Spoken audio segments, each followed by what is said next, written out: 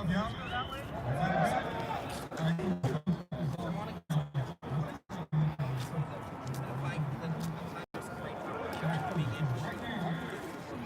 an important thing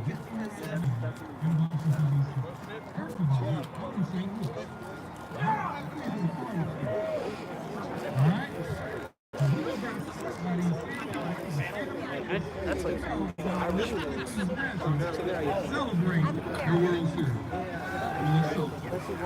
He's gonna do stop him already here. You ever heard of a country called Israel? That being said, guys, You know what they got around them? so it's what I'm here to do is help inspire you guys, right? Now, when I said I'm going to tell you some things that are uncomfortable, and I just want you to listen to me, right? We have some cigars and some bourbon right now. We can talk about a lot of stuff, right? Right?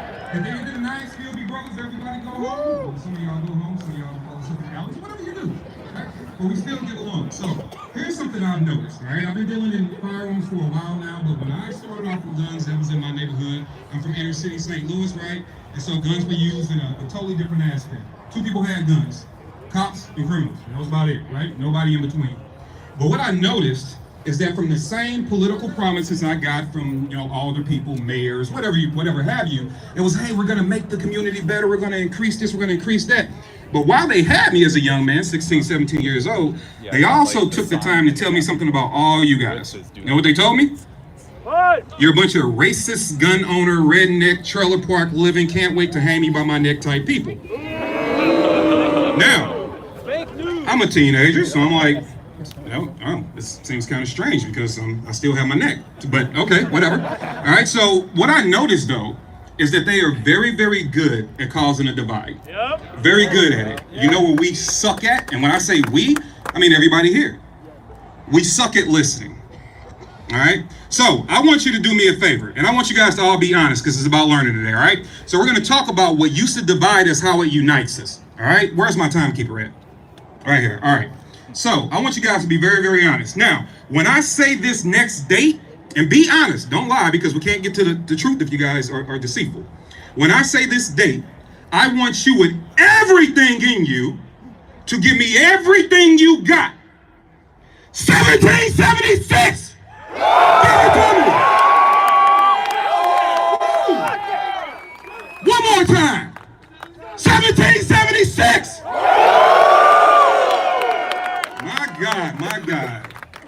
My God. Who has some family members fighting back then? Who can trace their lineage?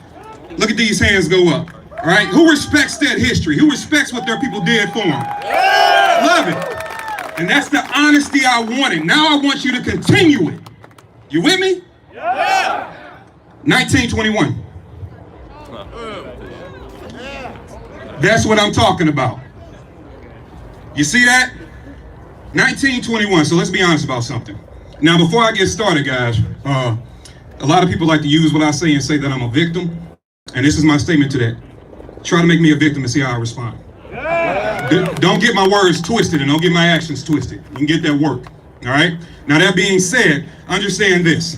In 1776, that is a date we should respect. I'm just as excited as you, right? Matter of fact, one could argue we should be doing more to respect it, right? Yeah. We wouldn't be standing here if it wasn't for that date. Yeah. Those great men that died, those people that fought, we wouldn't be here. I wouldn't be here. You wouldn't be here, right? Cool. In 1776, I'm just saying something. And this is where they're good at being divisive and we are not good at listening. In 1776, it is factual. People that looked like me were property. I was no different than those shares, cell phones, cameras. Take it how you want. It's the flat out truth. It's not about being emotional. It's just the truth. It's the way things were. All right. But one of the reasons this country stood up in 1776 is important because we were tired of being the victims of tyranny, correct? Yeah. Frustrated with it, being taxed to death, telling what we can't own, where we can and can't live, right? Frustrating. So people fought back and they were free. Well, 1921, guys, Tulsa, Oklahoma, Black Wall Street. Okay? Black Wall Street was a peaceful community, and make the story short, because of a lie, and a flat out lie that is noted in history, that town, successful town, nicknamed Black Wall Street because of its success. It was all black community, lawyers, doctors, school, everything. When somebody tells you that you can't fight, you go out, you build your own community, right?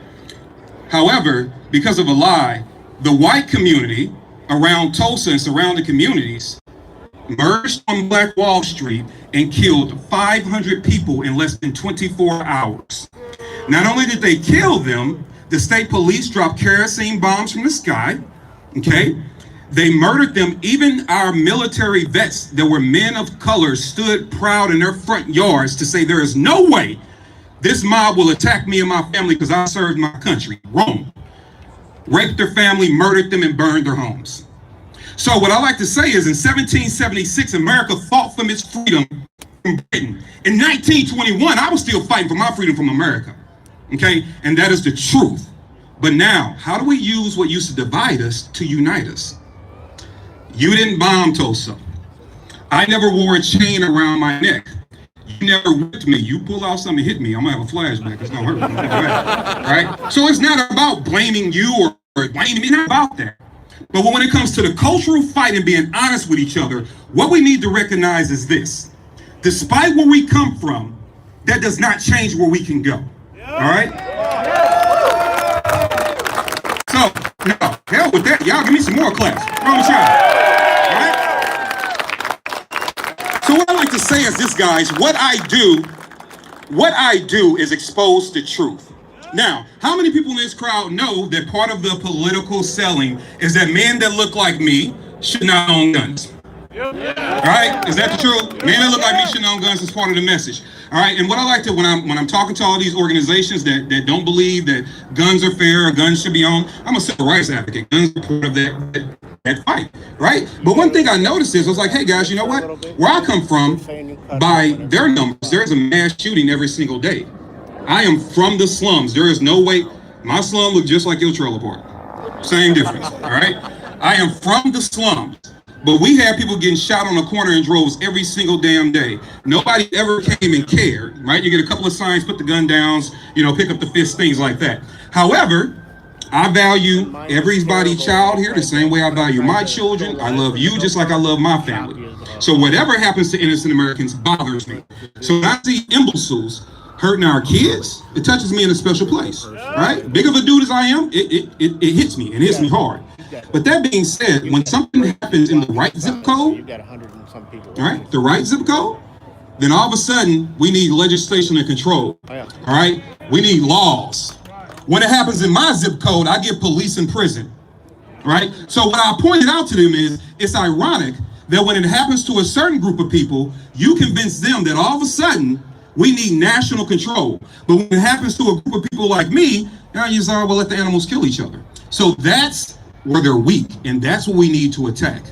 I don't think any of you are going to call me an animal. I'm not going to call you a racist, anything like that. So that being said, my time is almost up. There's one thing I want you guys to remember, and I want you to freaking own this, all right? There's a man that stood right here that was mentioned earlier by the name of Dr. Martin Luther King Jr. He had a dream, and it's standing in front of you, all right? That is something to remember. The shirt that I have on says, my ancestors paid the price. I'm just a receipt, all right? Nobody's asking for exchange. Nobody's asking for refund. Freedom, guys, comes in all flavors. It comes in all appearances. It comes in all genders. But what we have to get better at is understanding that. So, I will end you with this. Gun control, at its inception, if you guys don't know, came around in the 1600s. That was before the birth of this nation. Gun control was started. It's just not cliche to say all gun control is racist. Gun control was started for people that look like me, flat out. It continues because of people that look like me. It just evolved to include people that look like most of this crowd. So now it just hates everybody equally, right? It just evolved. We need to take its evolution of hate and meet it with the evolution of truth, okay? That's what we need to do. So I'll leave you with this, and I want you guys to come along with me. Gun control is a lie. Okay, it is. I want you to remember that. Gun control is a lie. We, this community, is the truth, despite any difference. So, gun control is a what? Lie. We are the what? Truth. All right, y'all ready? Yeah. Gun control is a lie. We are the truth. Gun control is a lie. We are the truth. Gun control is a lie. We are the truth. I'm Katie, I'm out.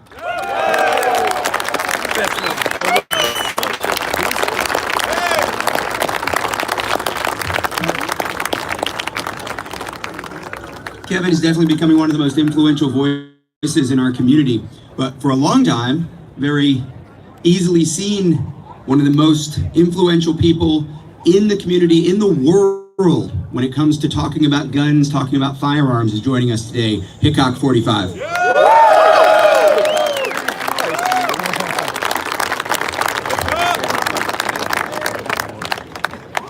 All right, discrimination right here. All right. Hickok 45 here. More importantly, you all are here, and it took time, effort, and for some of you, a lot of effort and money, to get here. And I, for one, appreciate it. I know everybody does. So welcome.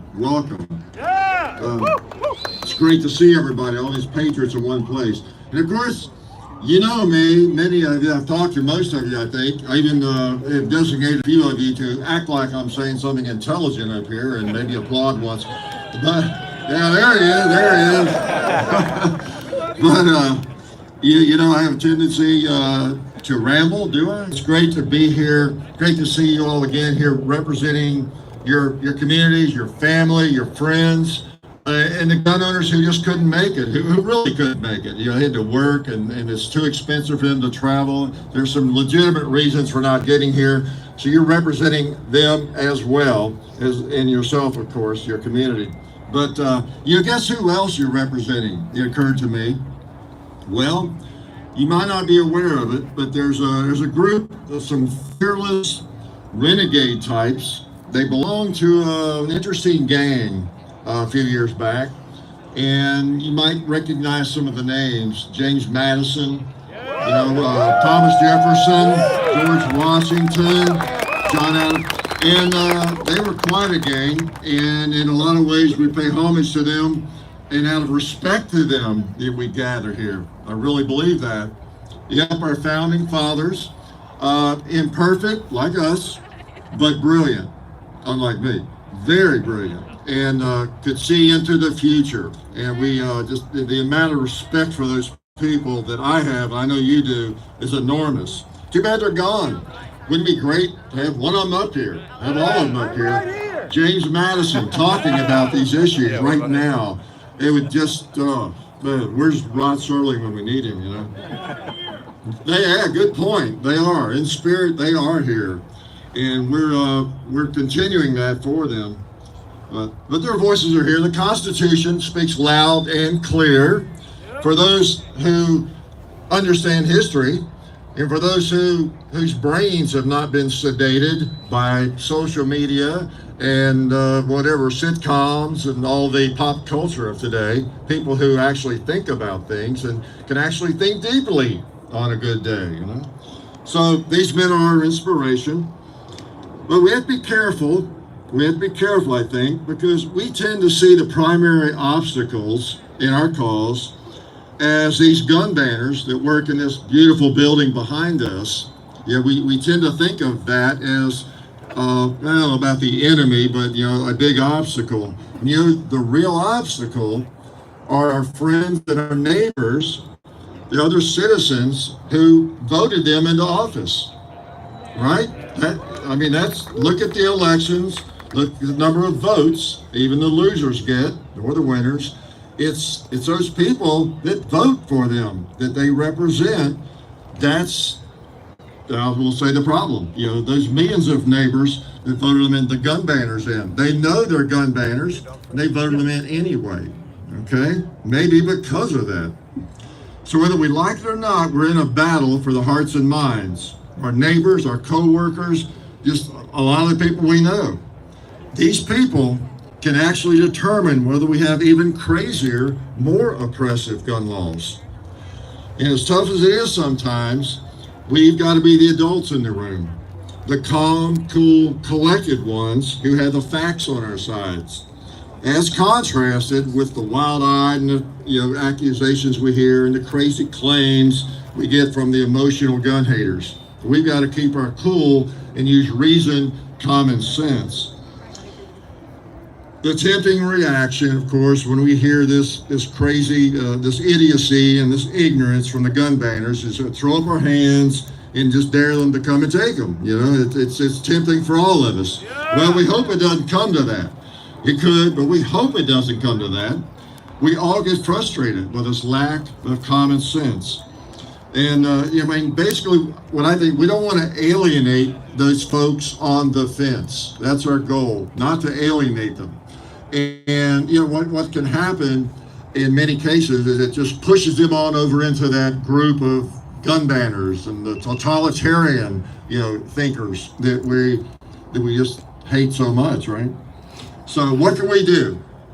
We wrap up with what I don't have all the solutions, but I think some things we can do are we can bring in new shooters to the sport and educate them properly. Yeah, often as possible. We can know the facts and continue to debunk the many false narratives that are perpetuated by the gun banners. We can quit making fun of gamers, where millions of folks of all ages, you learn about these cool firearms that we all have, you know, because that's where a lot of the folks, young folks and older folks, are learning about firearms and developing an interest. We can make sure we're setting a good example, being safe, responsible gun owners, ourselves in every single way we can. We can remain calm and civil when we find ourselves debating, you know, firearms issues with those who disagree with us. We can keep our focus on the Second Amendment, separated from party politics and religion as much as possible. There's nothing good is going to come from alienating large groups of people out there who might think differently from us in some ways. You know, again, you know, party, political party, religion, whatever it is. You know. It should go without even saying, everybody, regardless of religion, political party, race, gender, ethnic background, color, height, sexual orientation, weight, shoe size, IQ, whatever, is welcome in our big Bill of Rights party, Second Amendment party. Right?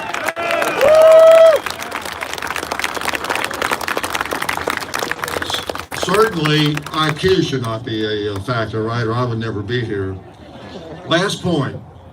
We need to avoid the divisiveness within our community, trying to eat our own. Some of us just cannot resist playing the "I'm a better patriot than you" game. You know, it's kind of a game sometimes, and constantly being on the witch hunt for an infidel. They're out there, but we got to be careful not to be looking for them all the time or creating them. The last thing we need is anything that unnecessarily divides us. One of the, we're all in this together, basically. You know, one of those gangsters I was talking about earlier kind of got it right when he said, "We must indeed all hang together, or most assuredly, we shall all hang separately," right? Last thing, remember, the real rally, I'm not a good cheerleader, but the real rally is where? The voting booth, right? Let's all make sure we get there. Thank you all. Good to see you all.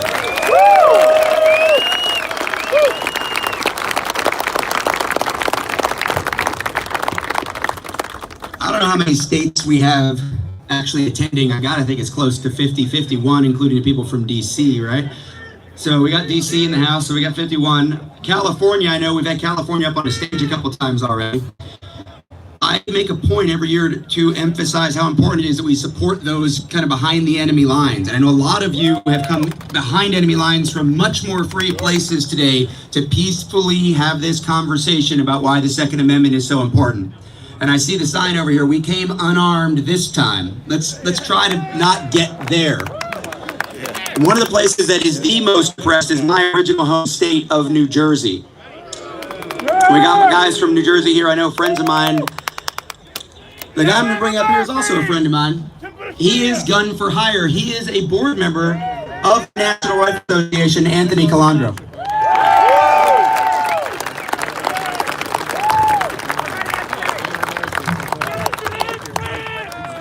Wow.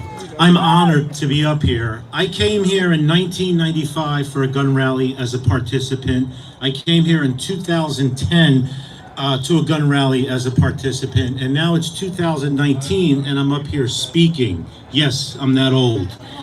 It reminds me, every time I come to Washington, reminds me of a quote from the first Star Wars, where he says, "You will never find a more wretched hive of scum and villainy." We must be cautious, and we all know that. So how many we have here from New Jersey today? Well, I'm from New Jersey too, and I'm tired of a lot of you out there telling us to move and vote with our feet. Because what I want to know is, we're running out of places to go. Where are we supposed to go?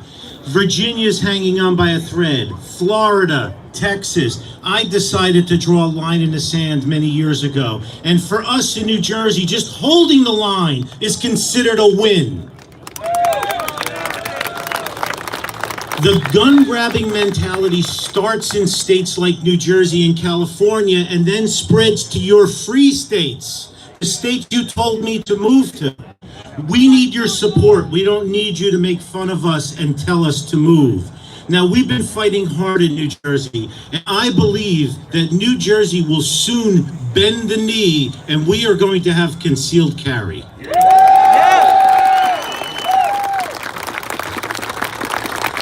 We have two major cases parked at the U.S. Supreme Court right now, the Rogers case and the Cheeseman case, and they're waiting for December 2nd to see what happens with the New York State Rifle and Pistol Association case.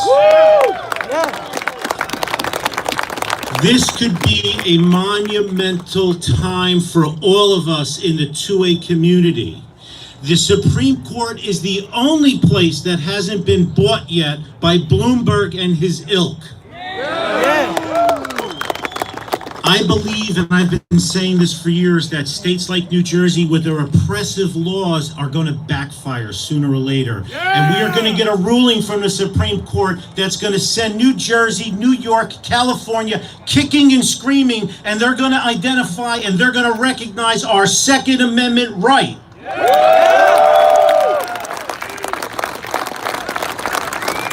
What a lot of people don't know what's going on in our country right now. Let me make it clear for you. Why are we offering so many free things for criminals and illegals? Because we need a two-tiered system in this country to move to full-on communism. Right now we have the first tier, which is the protected class and the political elites who have armed guards 24/7 and live behind walled estates. Then we have the second tier, which is the criminals and the illegals, because our government, they want a welfare state because those are secured votes for them to stay in office for 40, 50, or 100 years. It's free stuff over freedom. We've become the third tier, the law-abiding, tax-paying citizens. Our tier is in their way for total control. And what do we possess that they want to take away from us? Our firearms. They know that's what stands between us and total communist rule. I'm telling you, I've predicted this for years. And it's going to happen. We are under attack nonstop, 24/7. Who knew George Orwell's books, Animal Farm in 1984, would be available in nonfiction now? If you don't know what I'm referencing, go to the library.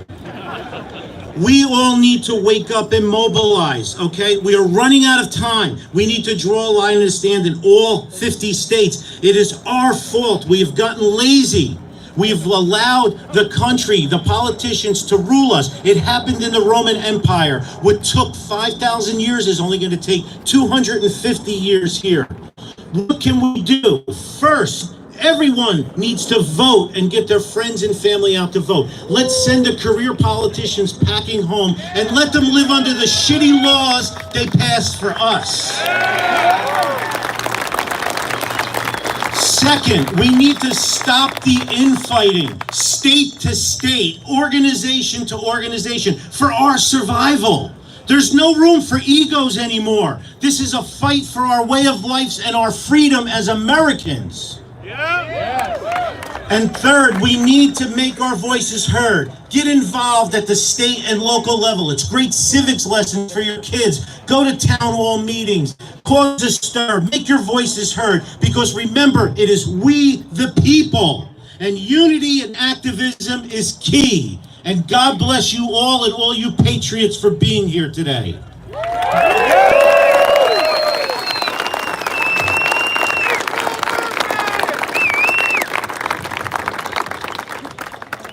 This next speaker I've gotten to work with a lot over the past few months. He has changed my view over the last few months of just how easy, really, if you ask, it is to get grassroots activity in our community. I think the cliche in our community has been that it's hard to get people to come out to a rally.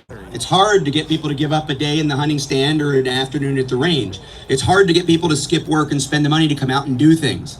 But you guys have all proven today, our speakers have all proven today that that cliche is wrong. And one of the people at the forefront of grassroots activity in this space, Anthony Garcia.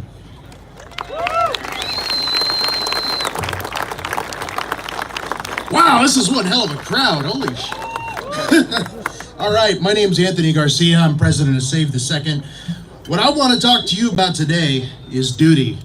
Our duty as citizens of the United States, because believe it or not, we do all have a duty and an obligation to maintain our Constitution, and today specifically, our Second Amendment, because the Second Amendment is the right which protects all the rest of them. The Constitution is a gift given to us by the Founding Fathers. It's our birthright. It's the thing that has kept this country as free as it is today. But that does not mean that it can't be changed or warped and interpreted in ways the Founding Fathers didn't intend. And we've seen plenty of that, especially with regards to the Second Amendment. Now, I believe the right to self-defense, thus the right to keep and bear arms, is a natural right. It's a right that didn't need to be granted by any man, and it's a right that can't be taken away by any man. It simply is. The Second Amendment is supposed to be a guarantee that the government would not interfere with that natural right. However, that's exactly what's happening. And now we're locked into a struggle with those who would wish to use government to deprive us of that right. And it is our duty and obligation to protect that guarantee of our natural rights, to protect that Second Amendment.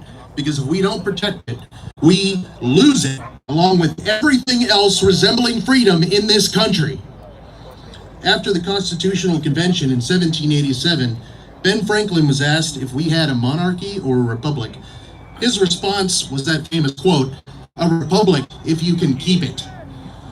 That means that we, as citizens of this country, must be actively involved in protecting our rights. It means that we cannot sit on the sidelines. We cannot hope someone else will do it for us. Only we can keep our republic, our Constitution, and our Second Amendment. Now, we can fulfill our obligation to protect our rights in many different ways, but the most powerful of which is grassroots activism. And that means you standing here at this rally, you watching this on your live stream, you listening to this 2 years from now. This means you doing what you know you need to do. Grassroots is without a doubt the most powerful weapon that we have, because after all, the buck stops with the voters.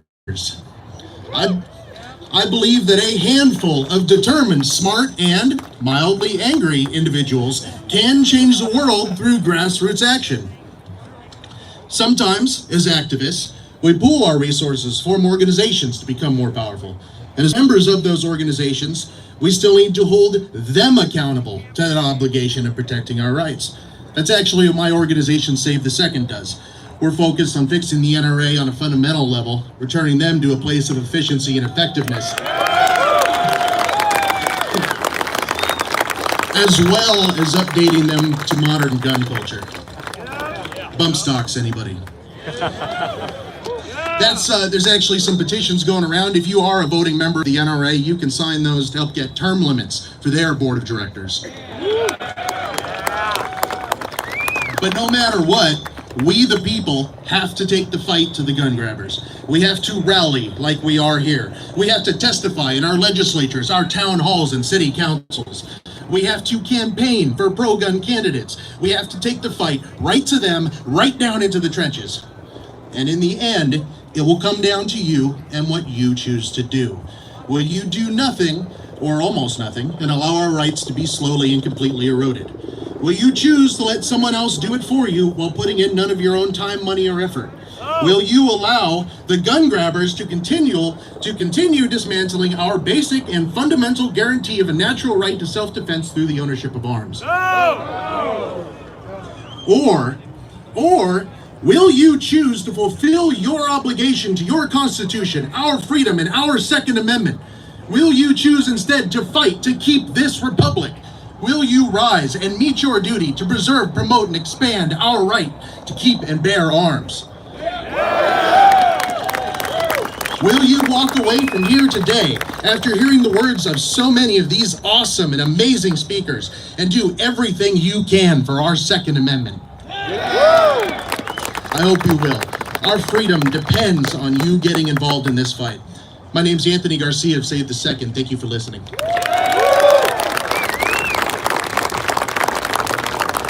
Anthony Garcia, Save the Second. We appreciate Anthony. We're winding down and we've saved the best for last, so don't anybody go anywhere.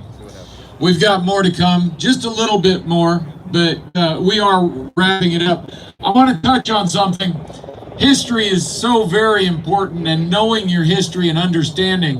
One thing that I'd like to point out is that the Second Amendment isn't just a protection. It was looked at as an obligation.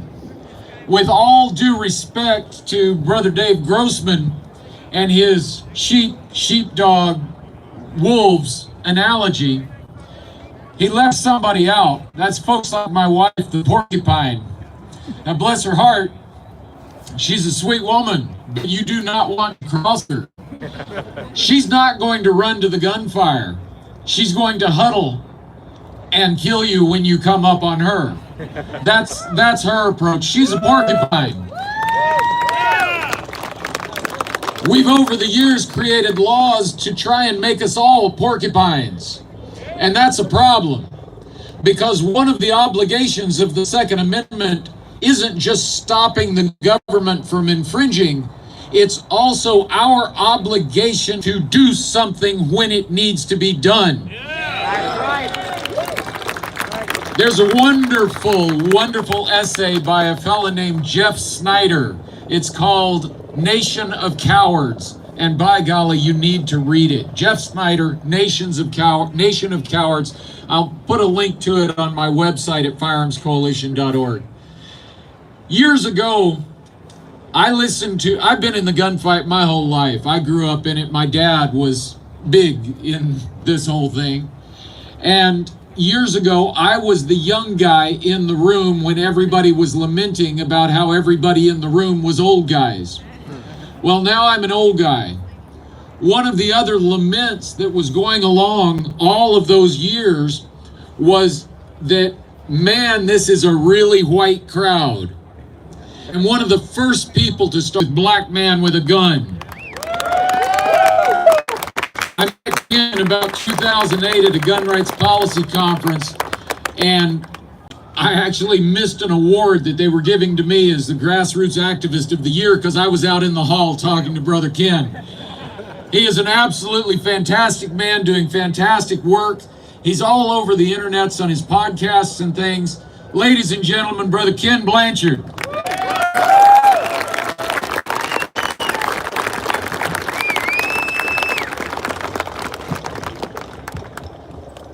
Welcome to Washington, D.C., brothers and sisters. Thank you for standing. Thank you for being here, for showing your face to these your politicians who serve you. I'm just here to remind you for a few minutes that gun rights are civil rights. When I was 2, my stepfather brought me here to hear a man who said the time is always right to do the right thing. Can I get an amen, somebody? Amen! Today I represent the God of Abraham, Isaac, and Jacob. There are many people in the religious communities, Christian, non-Christians, Jews, Gentiles, Greeks, you name us, all of us have a belief system, whether it is in the God of Abraham, Isaac, and Jacob or not. But what brings us together is our right to love life, liberty, and freedom. That's what makes America different. Can I get an amen, somebody? I'm not like one of those who preaches and has a security guard team following me around. I'm not one of those guys who preaches disarmament but has a concealed carry permit. I'm not one of those who preaches one thing and does another. There's another word for that. You and I know, yes, you and I know that guns do not equal murder. Yeah.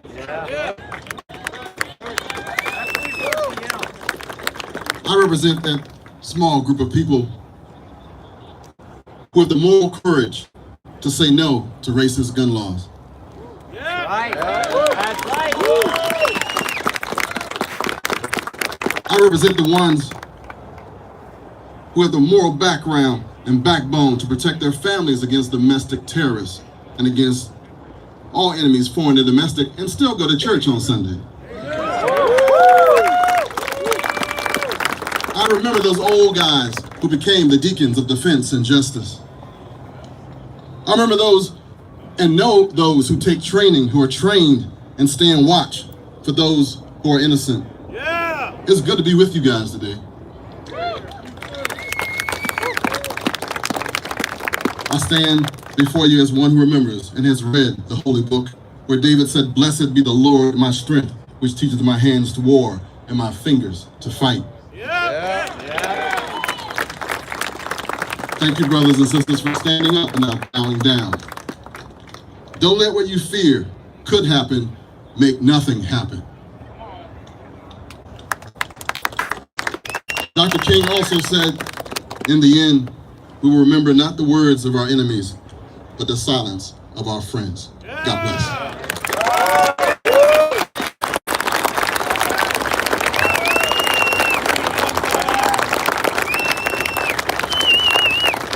Brother Ken Blanchard.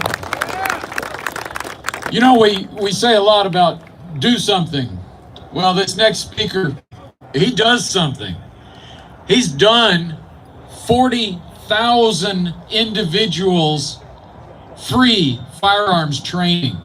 40,000, straight up. Ladies and gentlemen, Edgar Antolon.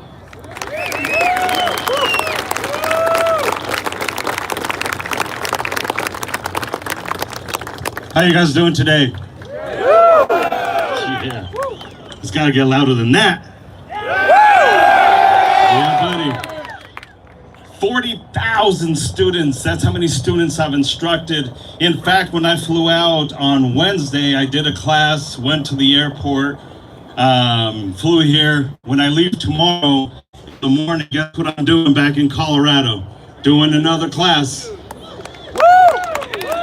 I say that not just to show off, because hell yeah, I'm showing off. I gotta show off. I used to feel bad about saying that and showing off, but that's my work. That's my legacy. That's what I've left. But I also bring it up because you could do the same thing.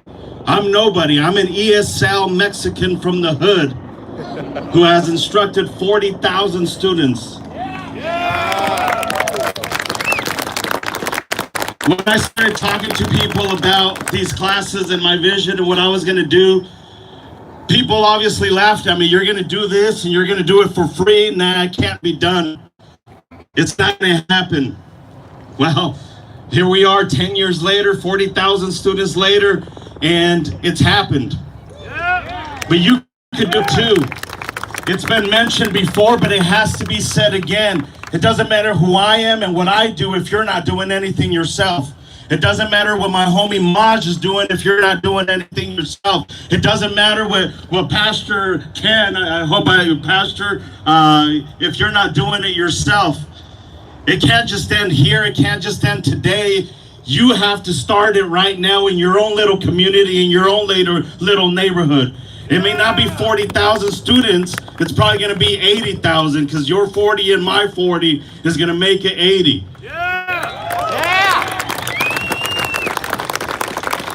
I often make fun of these people because I don't get invited to the cool kid stuff, and I don't. So I missed 6 pounds of bacon apparently today. We'll miss it next week at Hugo's. Good. Yeah. Now I'm just talking shit. But it's okay not to be part of the cool kids club. It's okay. It's okay if we do it in our own little community in silence. We don't have to be extremely loud about it. We ain't gotta be the one out there getting the prizes and winning this and winning that. Because if we're losing our freedom while people are winning this award and that award, it doesn't mean shit. It doesn't mean shit. I'm one of these weirdos who's a 2A purist. I got called that, a 2A purist. Well, I am a 2A purist. I believe probably very differently than a lot of people that have spoken today, and that's okay. Because at some point, we have to understand that we have to be on the same team. Because if we're way over here and they're way back there, we're gonna lose this shit. We're gonna lose it. The reason the Walgreens team, that logo reminds me of the Walgreens, I don't know. I got here Thursday morning, I'm like, holy shit, everybody works at Walgreens. Like, what the hell's going on? But the reason they won is because they did it as a team. It wasn't one individual player. Now, if history has anything to say about it, next year they're gonna suck. It's the truth. People get on this championship high, and they get on this championship hangover. That's kind of where we're at right now, on this freedom hangover, and we've forgotten what it's really all about. Just words now. It's just words. We gotta change that shit. We gotta take it back. Some of you guys in the crowd are 2A purists, and you know who I'm talking about. I'm with you, but we gotta play this shit. We gotta play this game together. If we don't play it together, we're gonna look like the crazies. We're gonna look like that one little loser that just went off the deep end. We gotta fight this together to take this shit back. We have to take this shit back. I'm just gonna keep repeating that stuff, and you know the drill. It's just, we gotta take this shit back. It doesn't matter if you're up here speaking or down there listening. We gotta be heard, but it's gotta be a collective. Folks, my name is Edgar. The last name is Antillon. Yes, I do speak Spanish. For those of you that want to speak Spanish to me later on, we could talk about that stuff, maybe get deported together. My name is Edgar Antillon. My company's name is Guns for Everyone. It's not just the company name, it's also what we believe. Guns for Everyone.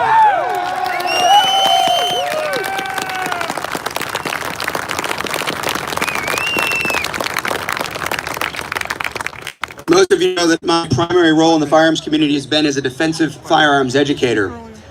Defensive firearms education is incredibly important. Again, our right to keep and bear arms is based on the defense of our country and our way of life. A well-regulated militia means a well-trained and educated individual American gun owner. And one of the people at the forefront of educating American gun owners and anyone interested in personal defense is our next speaker, Mr. Todd Fossey.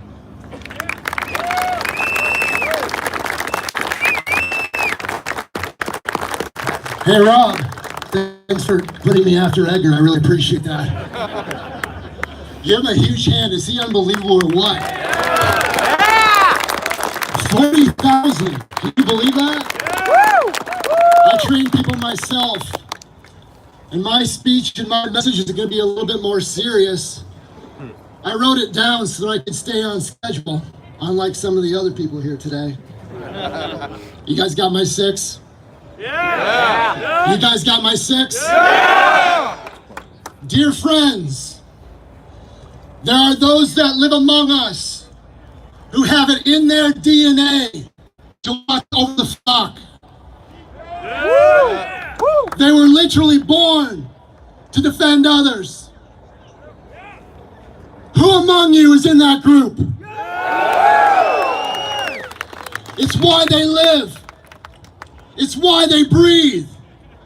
It's what they are. They call themselves sheepdogs, guardians, and citizen defenders. They spend their lives in constant and ongoing education and training that is grounded in reality and evidence. Because they understand that preparing for such an awesome responsibility is not a line that one crosses, but a path that one takes. Yeah. Woo. This is not a novelty for them. It is a burden that they accept. Am I right? They are not vigilantes. They do not see themselves as heroes. They are not looking for trouble. They are not on patrol. Quite the contrary. They do not love their guns. They love what they stand for. They prefer to live in a world where they look up the word gun in the dictionary and can't believe that such a word ever existed. However, they understand they do not live in that world. And although they live in a world that shames and vilifies them for what they are, they stand firm and they stand strong in their commission, in defense of themselves, in defense of those that they love, in defense of what is good and innocent, even in defense of those that might oppose them. Am I right? I'm calling on all sheepdogs, guardians, and citizen defenders to be bold in the sharing of their convictions with the world.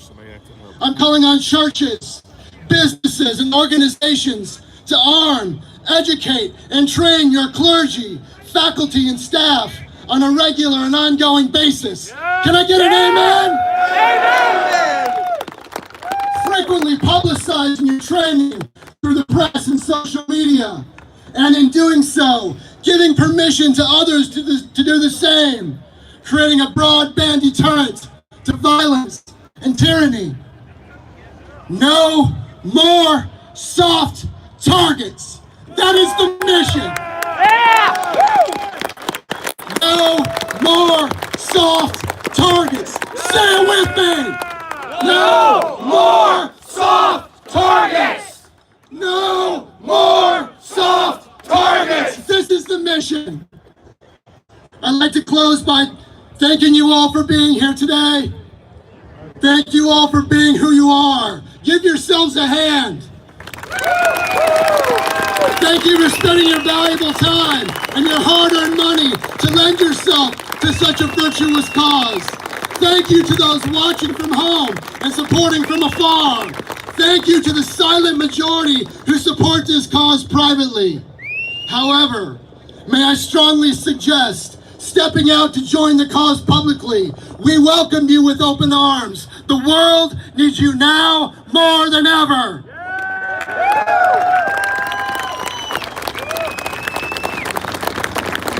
And for those of you that don't own a gun, sell your cloak and buy one.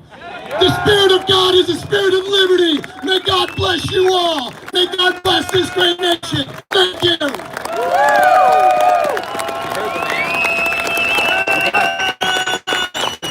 Thank you. God bless you.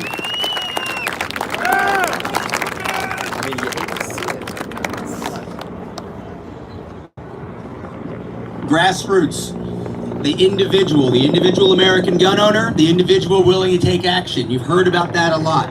Someone who walks that walk every day. She's on the internet. She's in people's faces. She was in Kamala Harris's face recently, calling her out on her hypocrisy. We, the female, Carrie Sloan.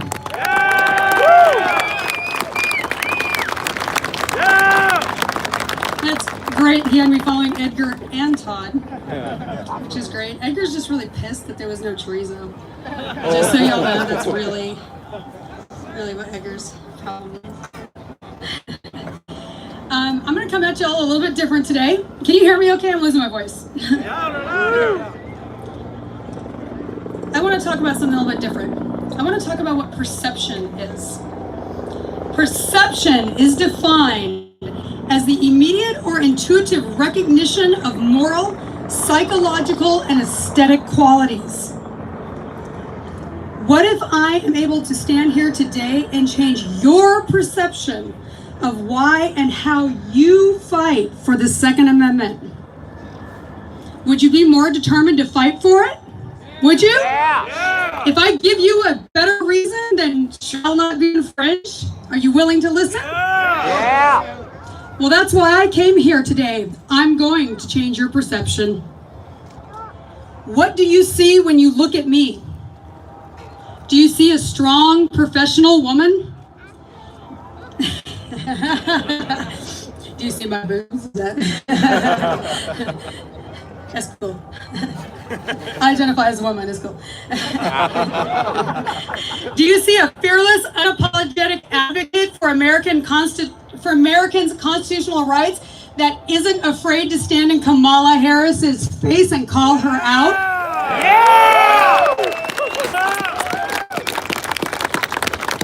That was pretty cool, by the way. Do you see a powerful voice for the women's right to self-defense?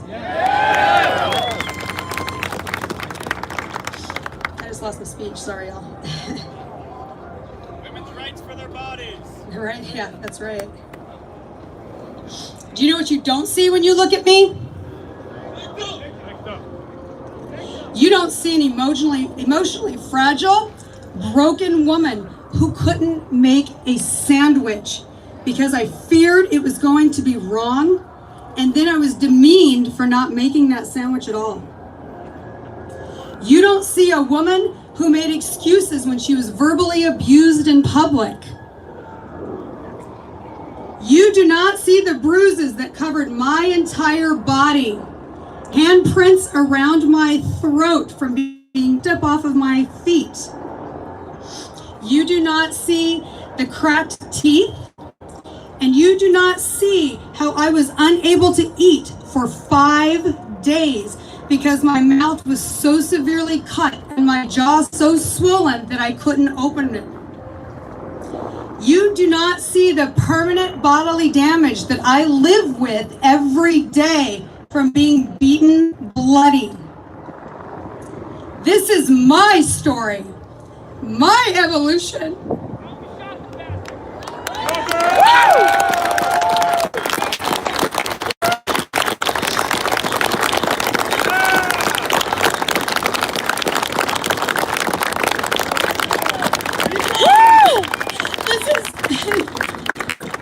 Now I'm all gonna ugly cry.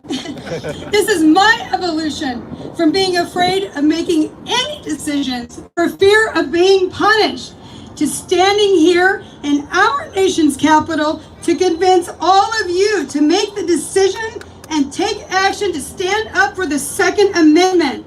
But now, with a different perspective on why you need to do it.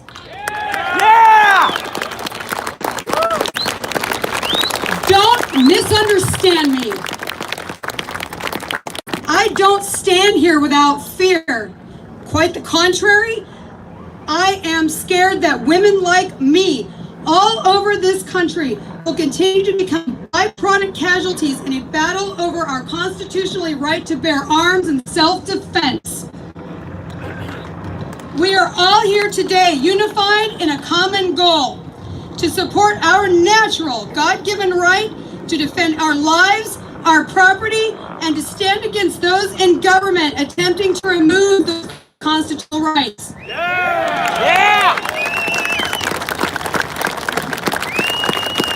We all know gun control laws are dangerous, and I'm not going to waste my time telling everyone what they already know.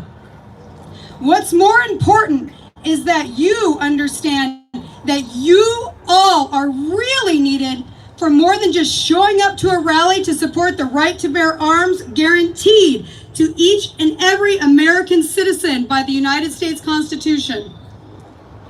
I am lucky to be standing here a survivor. She's lucky to be standing here a survivor. 1 in 3 women are lucky to be survivors, and 1 in 6 men. I will not forget my men.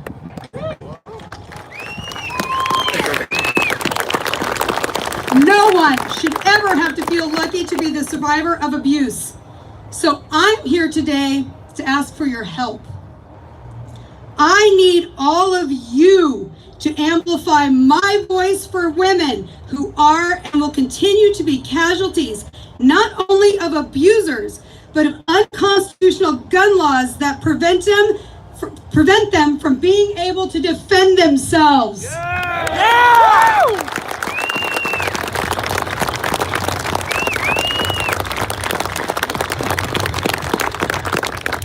I keep losing my speech, you guys, I'm sorry. I need you to speak out against our laws, our culture and our broken legal system that enables abusers to continually endanger women's lives, as well as perpetuates, supports, and even encourages women to be victims, forcing them to become dependent on the very government that endangers them with limiting their choices or completely denying them the ability to arm themselves for self-defense. I need every one of you to return home and educate your friends, your family, your local government, and your school systems regarding the dangerous and even deadly consequences of red flag laws and other gun control laws and how they are used against victims by their abusers. This strong, mouthy, unapologetic woman standing before you is terrifying. Not for myself, because I learned the hard way and I stay strapped. All the time. Well, most of the time I'm here in DC, but most of the time. But I want you to speak for all of those women, and yes, men, and even they. LGBTQ. They're just as much of a victim. They're Americans too. We can't forget that. Yeah!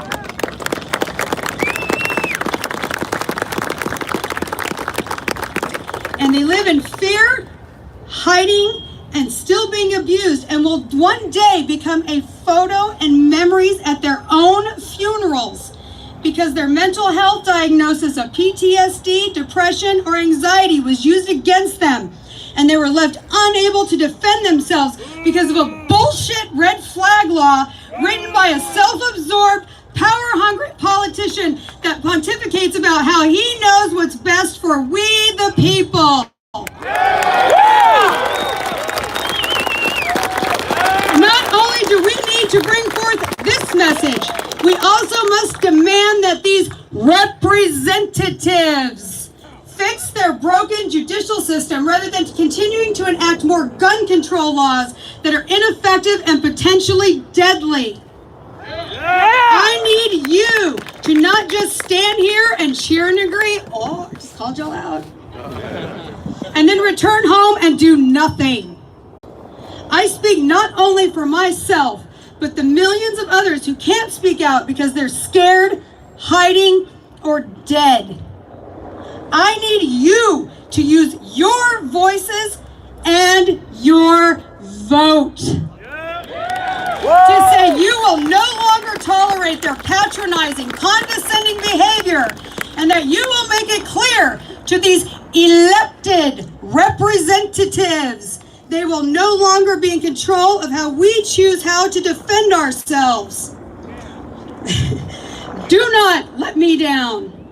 Do not let your wives, your mothers, your grandmothers, your sisters, your nieces, and your daughters down.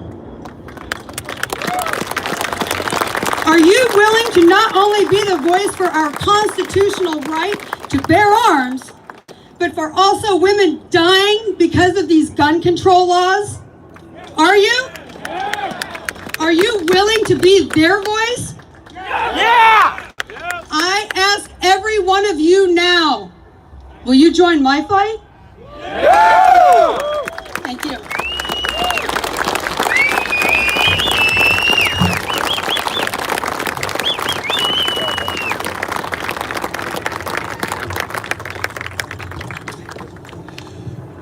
This next gentleman is going to be familiar to a lot of you. He's also familiar to, I think, most American gun owners and even people outside of the gun community as a representative of a lot of the angst and concern that American gun owners have about the future of our gun rights. He is a strong advocate for them and a great voice for us. Military Arms Channel, Mr. Tim Harmson.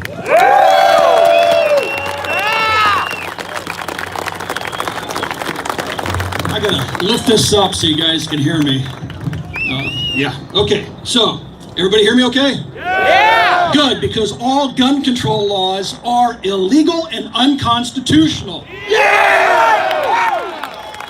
Our founding fathers never intended for us to follow unconstitutional laws any more than people in the military are required to follow an unconstitutional or illegal order. So, I just wanted to start things off so we're clear. Everybody here agree? All gun control laws are illegal, unconstitutional? Say it for them so they can hear you. All gun control laws are illegal and unconstitutional. Thank you. Yes, repeal the NFA. I'll get there. Let's talk about the NFA.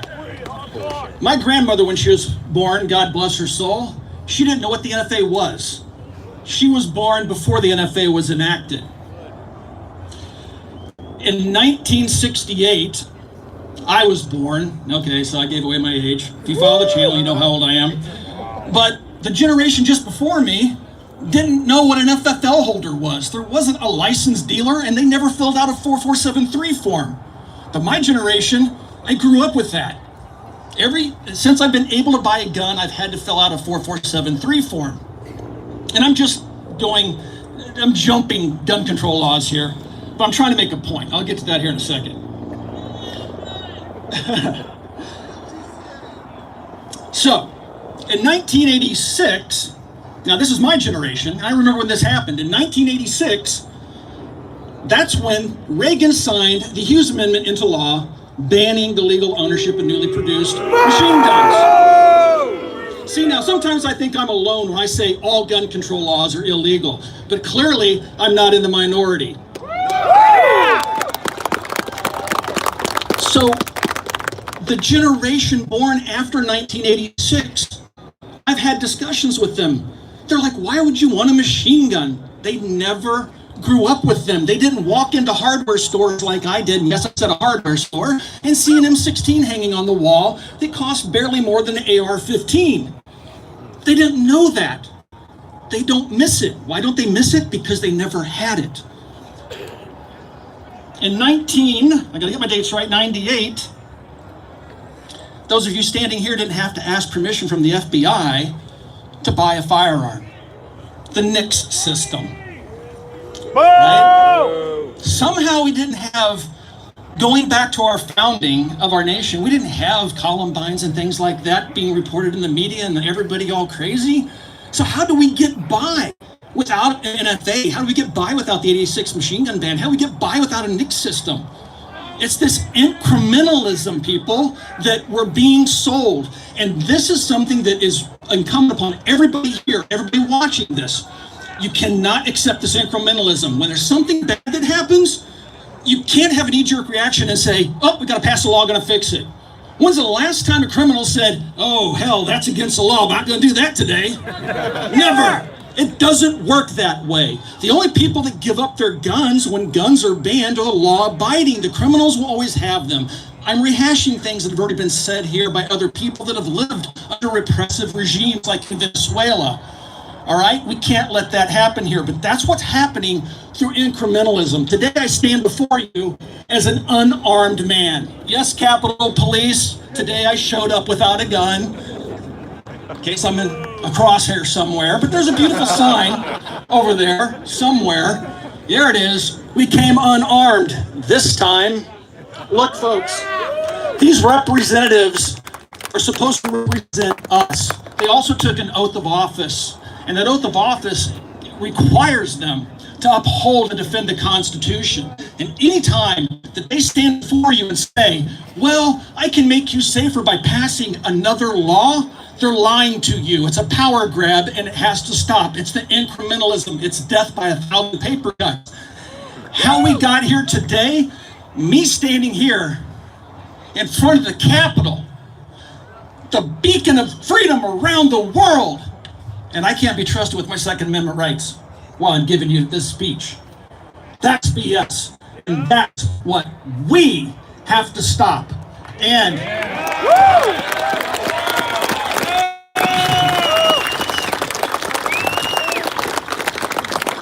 let's, no mistake, guys and gals and everybody in between. I will not comply. If you pass a law that says you're going to disarm me, Well, I can't say what I would do because the red flag law would probably have me arrested. So, do I stand alone, or how many patriots out there will not comply? I will not comply.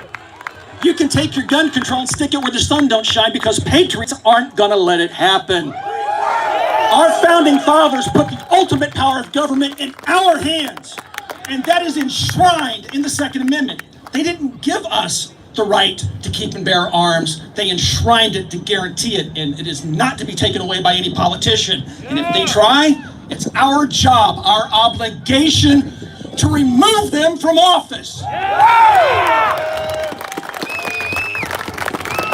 Yes. I get wound up if they're watching on a live stream. Anyway, guys and gals and everybody in between, I am the last speaker. But don't go anywhere. I want to thank everybody for coming out, because I understand that it took a great commitment and time, money, and effort for many of you to get here, taking time off work, lying to your boss, all the other things we had to do to get here. Thank you for coming out. There's something very important that we haven't done yet. And I want you to stick around for that, because it's important. Everybody, thank you for your time. Thank you for coming out, standing here, listening to all these great speeches.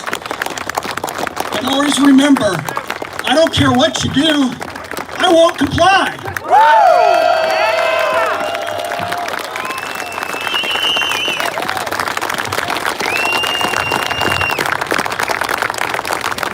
Thank you all for proving, everyone who said this wasn't possible, wouldn't happen, and most certainly wouldn't end on schedule, proving them all wrong.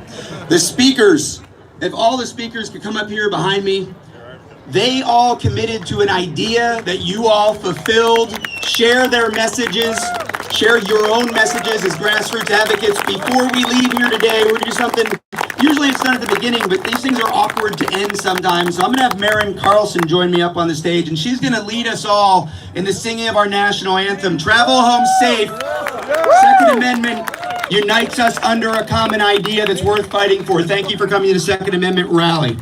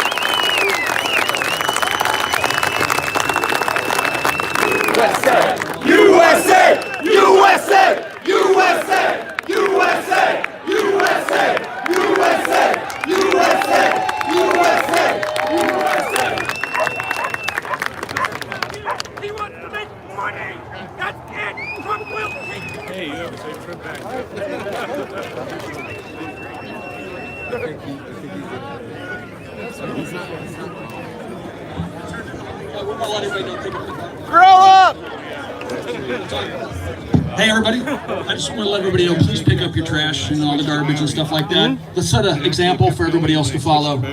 God bless.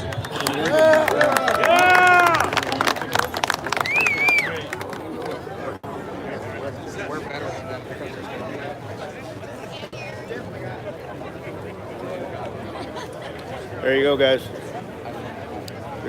Yeah, looking right into the sun. So, we're done. we're gonna wrap it up. Let's head out of here. Thanks for watching, guys. I'll probably hop on if Snob goes live tonight and has his show. I'll be driving back. Probably get home towards the end of his show. So if he's having it, I'll be on it. Hold on. Oh, Midnight says you owe him big for modding your chat. Oh, good. People acting up. I don't know. I don't watch your stuff. I know. But well, hopefully, here we are. Hopefully, and he cleaned up any nonsense that took place there.